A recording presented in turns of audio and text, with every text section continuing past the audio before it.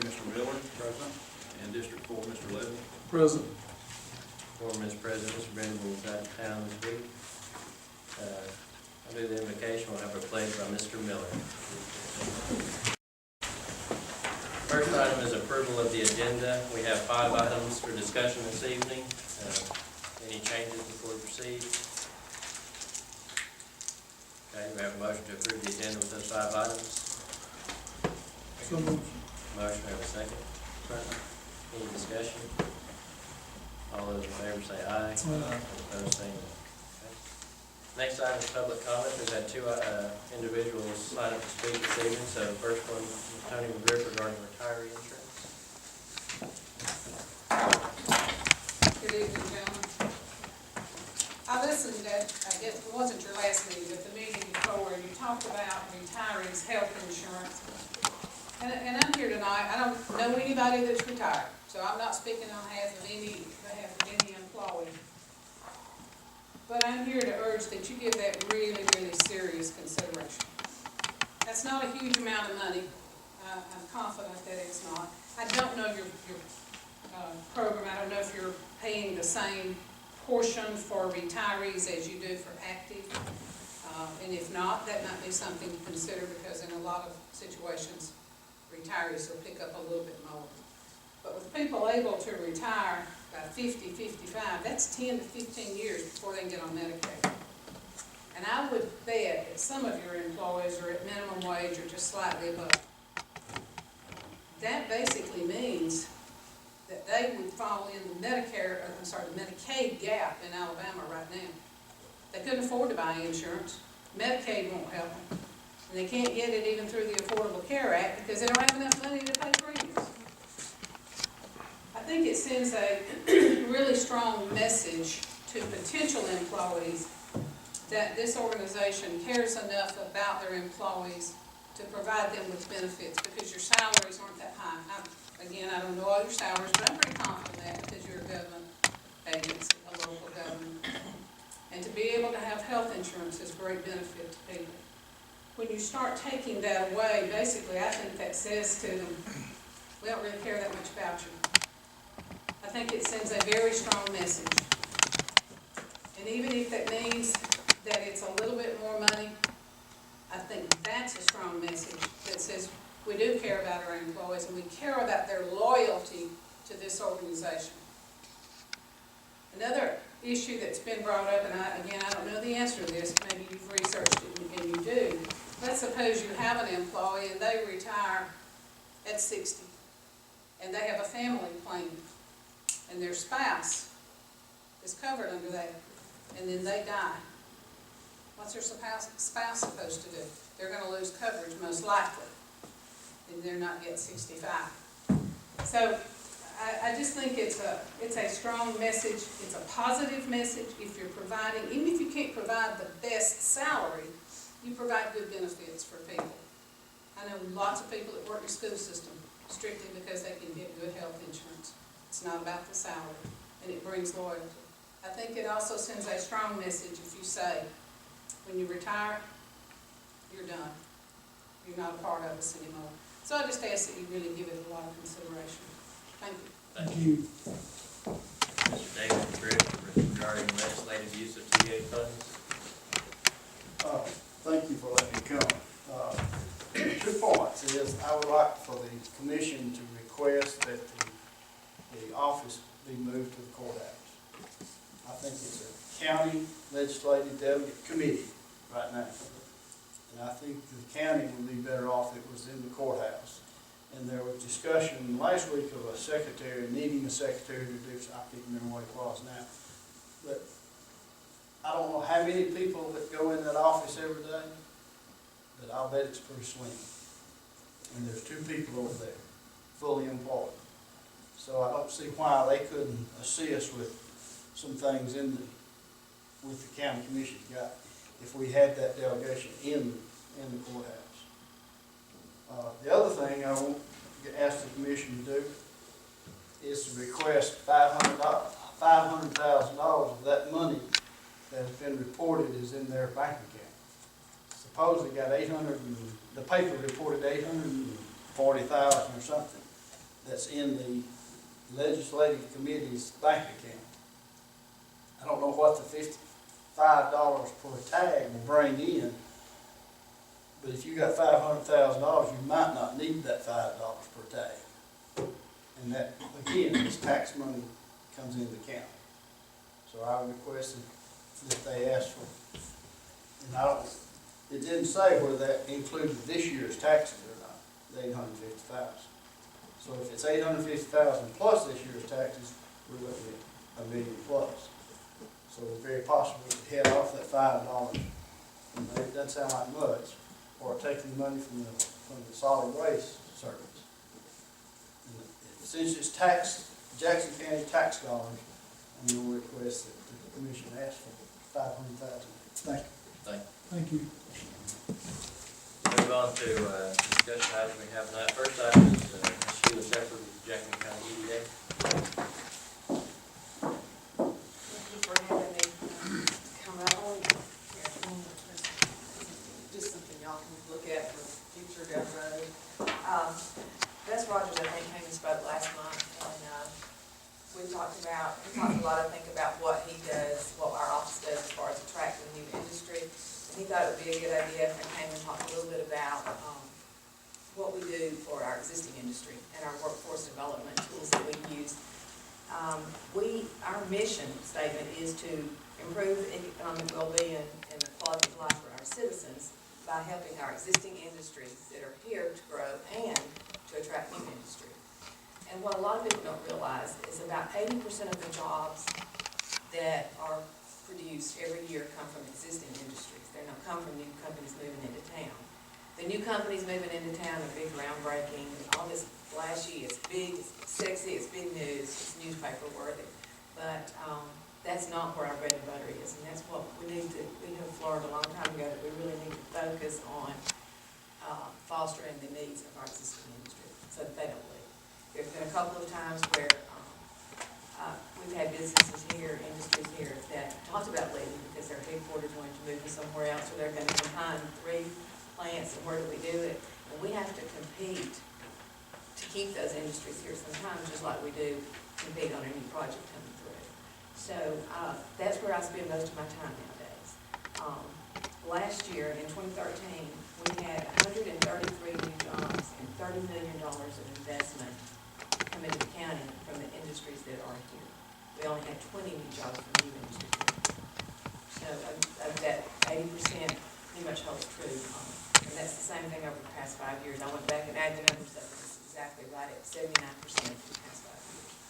So we want to, we partner a lot with other businesses around the community. We partner with the Chamber, Impact Learning Center, Northeast Community College, the Epcot Technical School of Hollywood. We also partner a lot with DeKalb County because of Northeast College being on the county line there. They offer many things that we can't do singly. So they are very good to work with us on anything that we do. One of the things, the biggest thing that we do is we hold a career expo every year. We've had it done for 3 years now, for every 8th grader in the county. We bring them in to a hands-on career day. 700 students come through. We have about 65 or 70 business and industry and colleges set up hands-on experiments for these kids to try out and see what they think they might be interested in. And every one of these booths that they can go to and try something out is a job that exists in Jackson County, or at least in North Alabama, where they can get training here and come back here and go to work and live here and raise their family here. That's our goal. We work with all the industries to see what their needs are, to make sure that we're showing the skills that are needed and the educational level needed for the students to learn these jobs, to be able to work here and meet those needs. We have manufacturing, distribution, a lot of the health sciences, a lot of the medical field is growing here, architecture and construction, a lot of the STEM, the science, technology, engineering, and mathematics is growing, and we've had companies come in from Huntsville and set up exhibits here that has really got a lot of attention of the students. And these are the jobs that, again, industries have identified to us they need skills for. So we're not just trying to, we want to train them for what's needed here, not for just something that they'll never get a job in when they graduate high school or college. That's been our focus, is meeting industry needs specific. The other program that I've been part of with Northeast is the Best Robotics. This, we bring it all the way down to 5th grade. 5th grade to 12th graders can form a team. We give them the robot kits. They have to build the robot, they have to make an engineering notebook, they have to do a marketing presentation, they're graded on a lot of different areas. Last year we had 10 teams compete. 1 or 2 will win, they go to the state level, they move on, and we had teams from Woodville. A lot of the little small schools participated last year. The Woodville team had an all-girl team, and that was exciting for them. We had Bridgeport Middle School had a team. Teams all over DeKalb, Marshall, and Jackson County competed, and to see those kids just light up and learn the science, the computer programming of the robots and those things, that's the things that they can use in their future jobs, and that's why they feel like they're playing, and we call this a workforce development tool disguised as robots competition, because we don't realize a lot of times how much they're learning and how much they're getting out of it. Then beyond that, we host monthly luncheons for our industry. We host quarterly seminars on quality, healthcare reform. We've had speakers on from OSHA, from EEOC, from electrical safety training. We've had a lot of waste reduction, different things, immigration reform, a lot of things like that. We have a leadership skills where we bring in, we offer to the supervisors of every company in the county. We offer this about every other month, or at least quarterly, where they can send their supervisors in for training. When they get promoted from just working on the floor to a frontline supervisor or on up, we give them a 2-day training. They earn a certificate in the state industrial development training showing they've completed this, and it gives them a lot of tools to help them grow. We have formed a Jackson County Human Resources group where the human resource managers can meet, and we have speakers for topics that interest them, and they also have a networking time where they can ask each other questions. We are forming a new maintenance managers group for Jackson, DeKalb, and Marshall County, and we'll have their first meeting this coming Thursday. So for the same thing, networking opportunities, learning from each other, and having speakers come in every day or every meeting.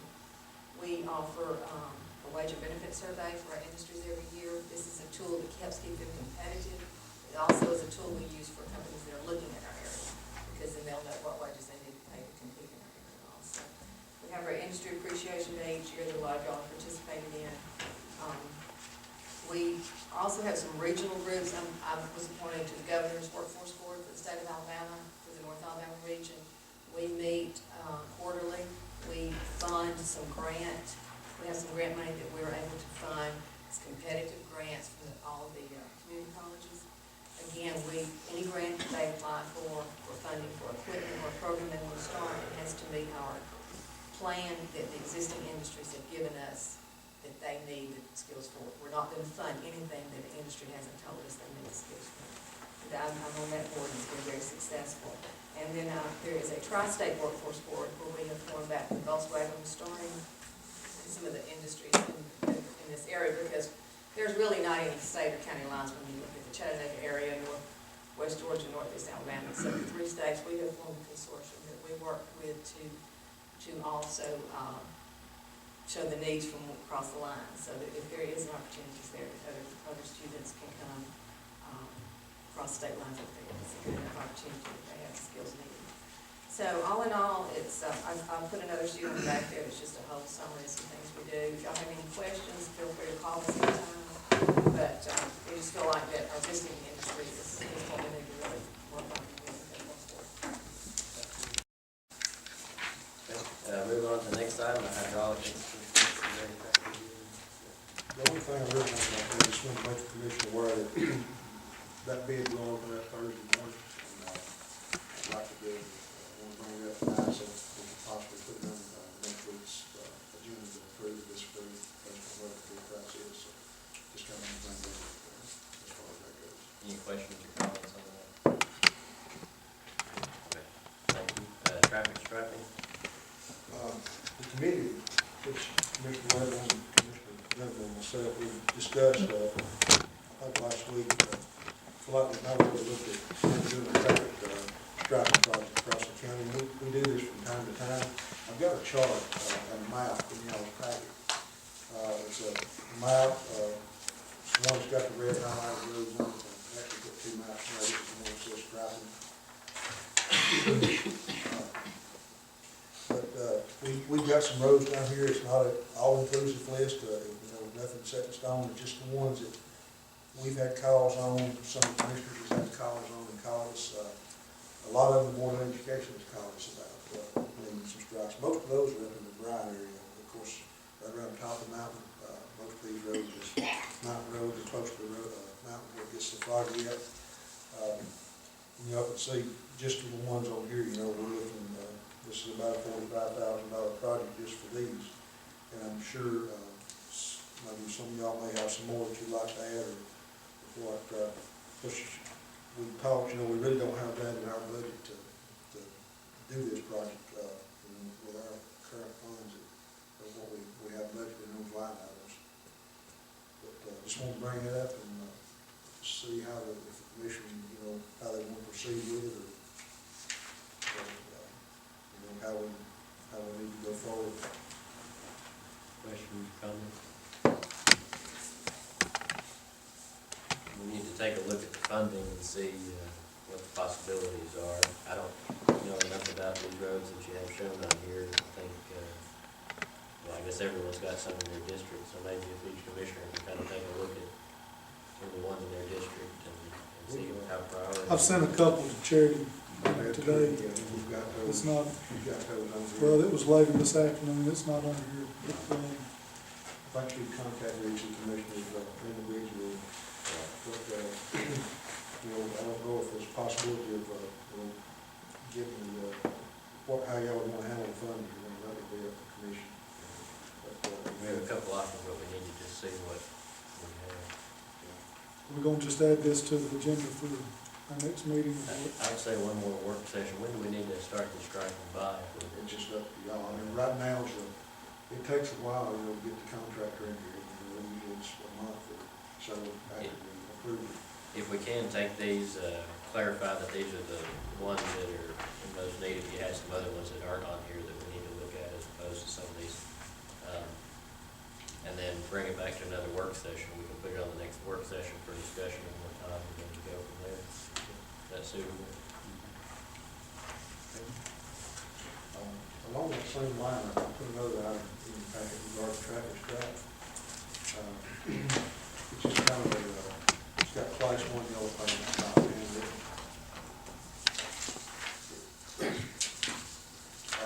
it's just kind of, Commissioner Loveland and Commissioner Little and myself, we discussed the possibility of, maybe looking at purchasing a traffic truck.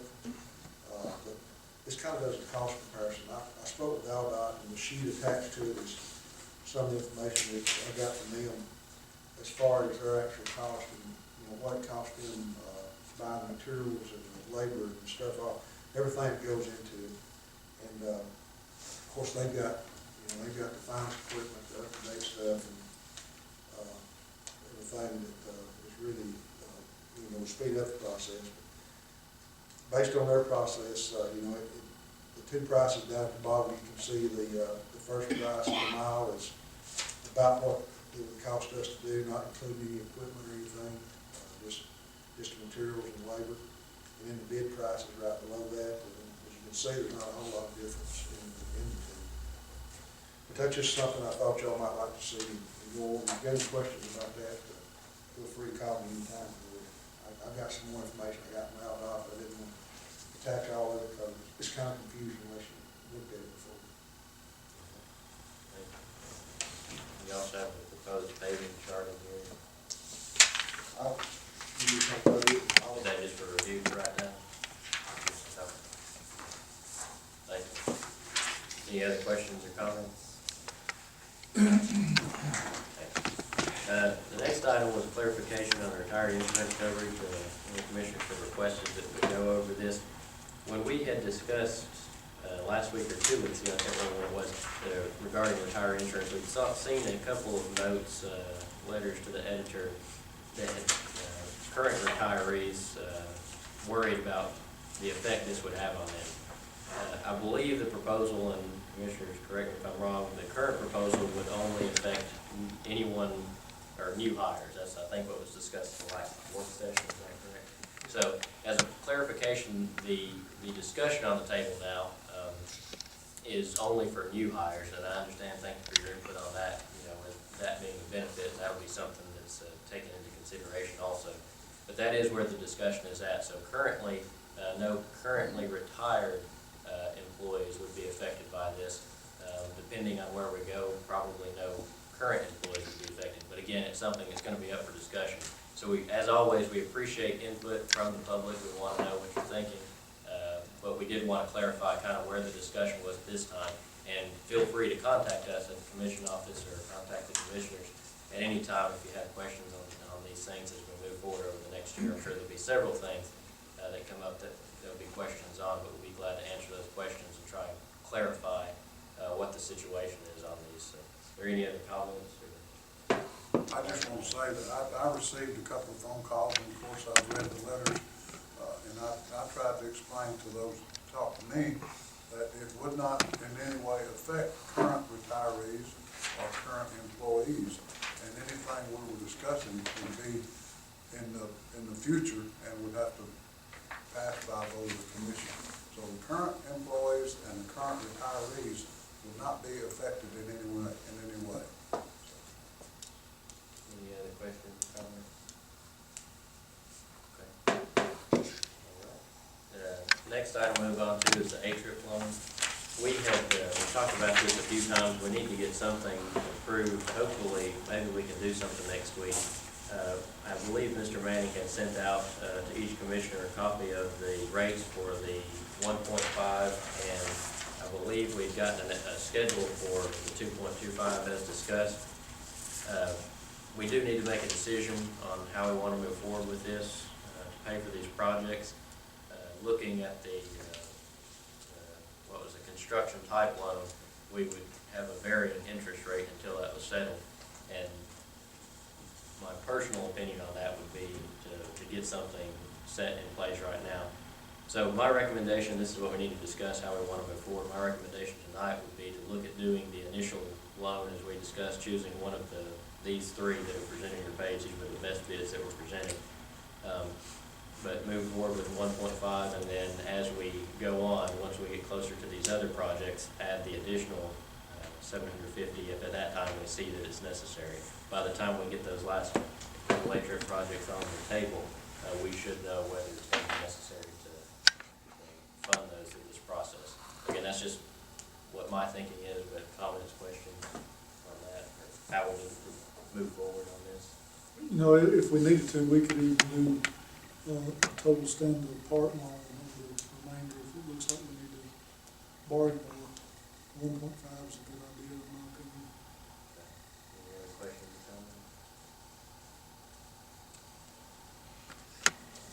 comments? As we say, like I said, we've got three options here. I think there was a slight difference. The two lowest bidders, I'd like to consider between those two lowest bidders based on what we have here and see the different fees and things in place there. So if there's no objection, I'd like to place this on the agenda for next Monday night so that we can make a decision, be prepared to fund these A-Trip loans and get this going forward and kind of go from there if we need to see additional funding in the future. Sounds good to me. So there's no objection. Any other questions or comments? All right, move on to our reports. Mr. Manning? Nothing else at this time. Mr. Widener? I want to make the commission aware, there's a bill, House Bill 54, I have a number of it, it's 54, by a representative down in South Alabama. He's proposed to change the law involving payment to contractors, like when we do public works projects, and it ain't just necessarily a road project, any type of public works project. Requiring that these contractors be paid within 30 days of the work. The change we're going to do is, that's always been the case, except for like federal and state money, where we got federal grants and state grants. And now this representative has chosen to try to push a bill through that would eliminate that away. If it does, y'all know as well as I do, if we got federal grants and state grants, there is no way that paid within 30 days, time to go through the process. It's not gonna happen. ACCA is against this bill. It's very important that we do everything we can to oppose it. If it is passed, what they was talking about would happen is, I'll just use A-Trip for example. The county may be required to actually pay up front the federal amount and then get reimbursed through the Federal Highway Administration. So I encourage y'all to take a look at that. They're actually, the committee in the House is meeting on it in the morning at 9 o'clock. I've got a man I know real well, it's on the committee, I'm gonna contact him, but I'd encourage y'all, it's on the, we got it through email today, and I'm sure y'all did from ACCA, but look at that, and if y'all, may wanna call our legislators and really oppose that, because it could be, that could make the administrator's life real hard, if it didn't get passed. So, I just wanna call y'all's attention to that. Thank you. With us this evening. Okay, Mr. Guthrie? Mr. Miller? No, sir. Mr. Levin? No, sir. Would like to remind every week, next week, our meeting will be at North Jackson School, and we'll have the public hearing first on County Road 96. I believe, we'll have that discussion first, and then have our regular meeting following that as well. For any of those items. So with that, we will entertain the motion to adjourn. So moved. Motion and a second. All those in favor say aye. Aye. Opposed, say no.